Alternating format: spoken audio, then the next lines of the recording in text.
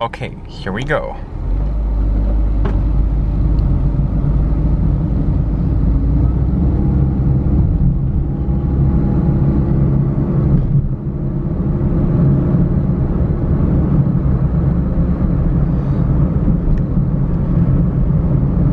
The CVT is a really good idea if you want to save fuel, if you want to have a rather linear response and also linear power curve. However, there's a huge problem with this CVT, and this is the engaging of the throttle.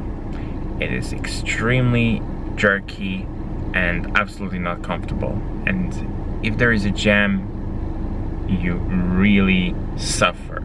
You wish you would be driving a manual car. Let's kick it off with the review of this terrible car. Just before I forget to mention it, thank you Diederik, Dominic and Andrew for being my executive producers. Without you, this video would not have been possible, and if you, my dear viewer out there, would like to become a future supporter of my channel too, check out the first link in the description down below. It will lead you to my Patreon page. So when you're looking at the gear selector, it's very similar to the one what you can find in the current Proton Saga. However, when I now press the throttle,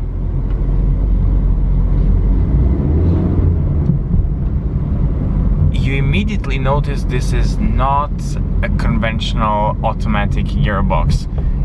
It is the dreadful punch CVT, which has, like, from what I've read, the clutch which is needed to engage the car to roll. And to be honest with you, that doesn't sound like a dumb idea, but the problem is like the way how the idea is executed.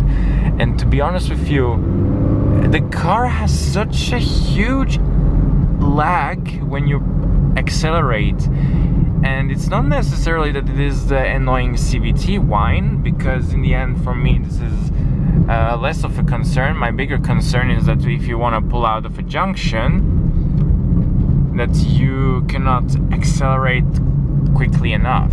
This is just the weakest point of this whole car. Safety-wise, this car is better than the Almera, what I had recently in Langkawi, because it has 2 airbags and ABS.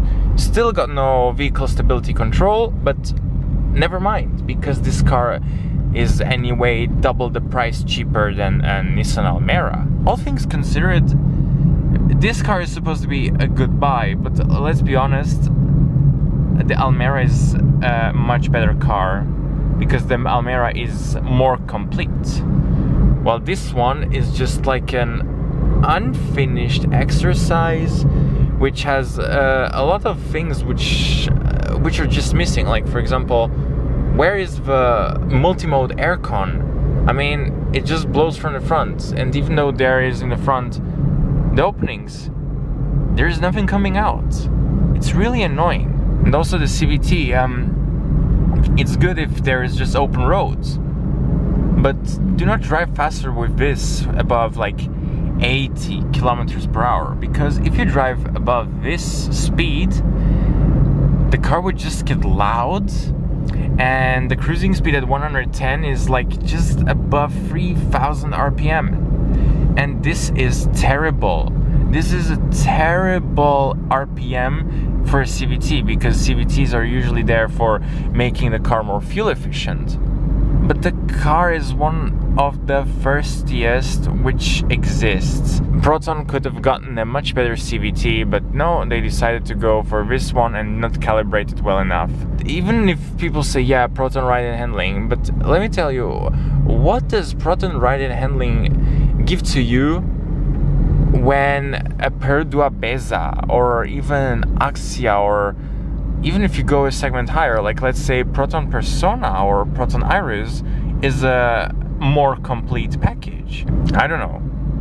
Personally, this car, well, it corners well, got the nice suspension, it's relatively spacious, the seats are comfortable, but that's where all the good things end. And I think like this car became a better version, and I'm glad that this is not the way how it is still being produced. Honestly speaking, one of my favorite features about any Proton is the cold aircon, because Proton somehow manages to make the coldest aircons in all of Malaysia.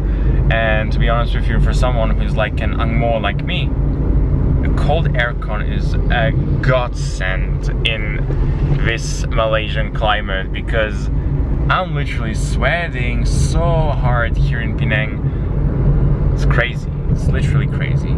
Now I found a very calm place where I could actually review the car properly. And as you can see, this is here in Batu Kawan at Central Park. And this is the car right here. Between 2016 and 2018, Proton Saga. And it is the CVT model. It's not like the one what I had in Miri, which is the model with a 4AT. This is the pre-facelift one. Let me just go and do a quick walk around the car itself, because let's be honest here, this car itself has had it a little bit rough. It is the Abeng edition, because you see the side skirting, the spoiler which is already fading, and the sport rims and the door covers here, so that the paint gets protected. And not forget this one if you want to bump into someone else, and also those sun visors. And not to forget, failed attempt to make smoky headlights and fake carbon fiber hood with a ripped out Speed Hunters logo. I don't know how this can be a go car, but to be honest with you, it has a bit of style. It's just that it's lost a little bit of its shine. Yeah, as you can see, this is the VVT engine, 1.3 liter, 95 horsepower must be the output. It is not an inspiring engine, and actually the stick up there was very hot to touch. Down there, I don't know whether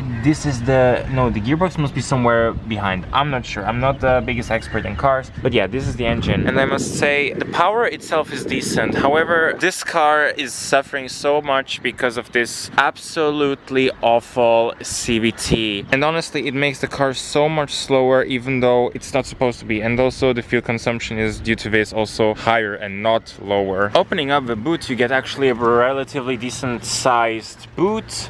However, I think it had also its better days, and there is also no spare tire, but so far it's not that bad. It didn't have any flood damage like the Bezza I used to rent. And the fuel door is, or fuel flap is here. It says unleaded fuel only. Very standard, very basic. I'm not a fan of those mechanisms. I think it's just better, like with many European cars, where you just press and then open it up and have a lockable mechanism, or that it's an automatic lock so that you cannot open it when the car is unlocked, when the car is locked, I'm sorry. Right, let's go into the rear section of the car. Classic story, this is the way how it looks like from the inside. And the last time I got notified by my viewers that the rear bench can be folded, and as I can see, there are the buttons. Somehow I cannot manage it. And also, like, you know, my opinion on this, I really do not like the headrests if they're fixed, because it just makes the car, first of all, a lot cheaper, and second of all, a lot more unsafe. Because for tall people like me, I'm going to demonstrate it to you right now.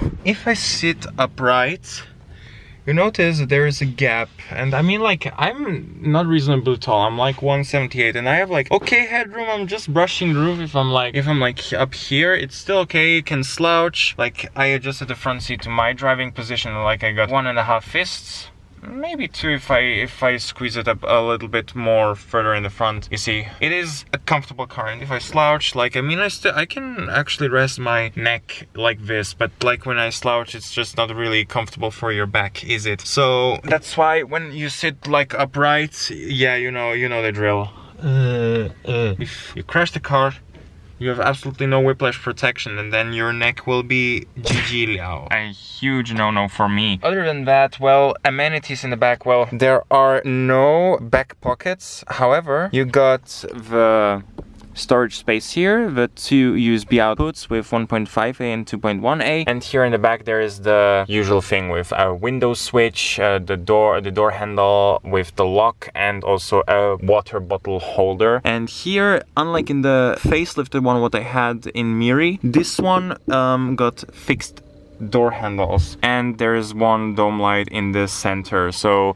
the light distribution is equal across the cabin. But it would be nicer if this one was an LED, but back then, between 2016 and 2019, this was unfortunately not the case. As you can see, the seat here in the front is 6-way adjustable. This is for the seat height, and this is for the seat back, and the seating position is there in the front. 2-pedal because it's obviously the CVT automatic. And here in the doors, window switches, a window lock, and the lock here. Central locking is in the center console. Obviously, because this is the base model automatic, it comes with no switches for the stereo. And here you can see I got already one aux cable in my phone for listening to music, but this one got also Bluetooth. However, I was not able to set it up, but it has also a CD player.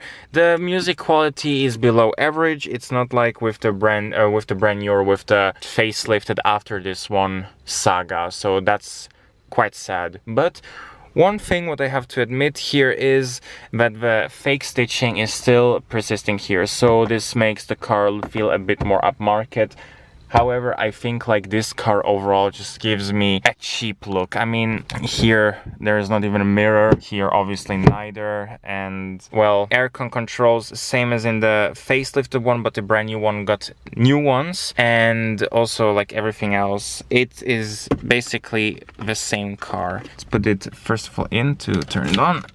You can see here there is the kilometer trip A, or just trip computer, because it has only 2 options here for changing, and this is the total odometer, and that's it. You have only 2 options, which is really bad compared to the current model. I already got 121 kilometers and 1 bar is already down, and you know the other bars, they will go all the way down too. I gotta admit, this car itself, it was supposed to be back then an upgrade compared to the Saga FLX.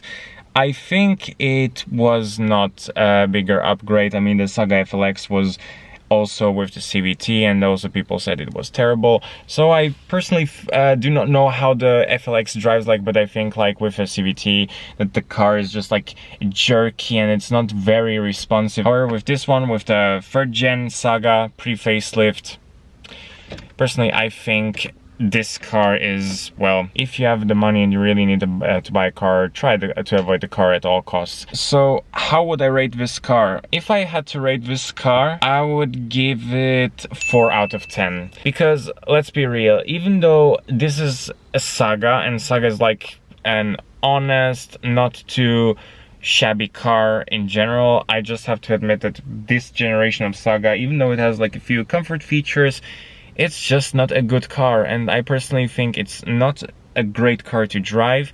It's just like kind of okay to sit in, it's relatively comfortable with the suspension, with the seats.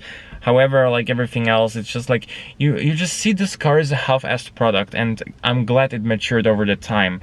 If you have to buy this as a used car, don't go for a facelifted model or go already for the brand new one, because the price differences are not that high anyway. And with this car, I think warranty is the best. Get always a new one, so you will have less headaches.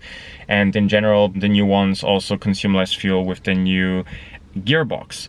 Whereas for this one, this is just like if the last resort. If you want a relatively safe car compared to other competitors, because this one has 2 airbags and ABS in the base model, so I think it's also across the range if I'm not mistaken. 2 airbags, ABS, for some people this is already enough compared to the Almera what I had in Langkawi, which had only 1 airbag. It is a step up. However, the Almera has a better gearbox and it consumes less fuel, so yeah, better go then for an Almera if you cannot afford anything better in around the 20 to 30,000 ringgit bracket if it's a newer car. I hope you enjoyed the review, and if you would really like to see how the other Saga performed, which I reviewed in Miri, check it out right here. It will lead you to that video. Stay tuned, and I hope to see you the next time.